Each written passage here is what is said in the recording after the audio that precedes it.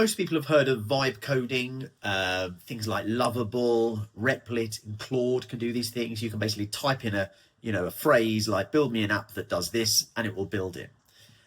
All the traditional IT people, the developers, the programmers, the database guys, everything like that, they're all going to tell you that this is rubbish. You need to change it, harden it, which means make it secure, put it into separate hosting, do all of this work. And they have a very valid point, because security has to be key and your data has to be key. But here's the interesting point.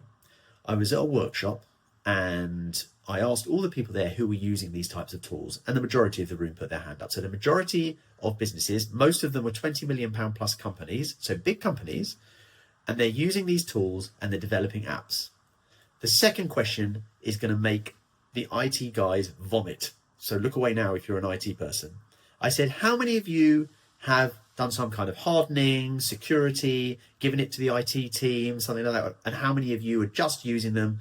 And more importantly, how many of you care or don't care? 95% of the room said they don't care. They're using these things internally. It's much quicker. They can make decisions. They can move. They can change. They can adapt. They can do all these things. They don't need to start farting around with all this other stuff. Now, whether you agree or disagree with that is one thing, and feel free to comment. But the reality is what the reality is. This is what people are doing. This is what the market is driving towards.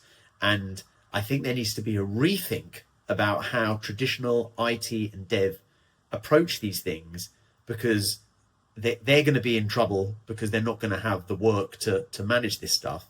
But probably more important than that, the most pertinent point is the way that they convey the message of why this stuff is important is something that I think they really need to look at. You have been warned.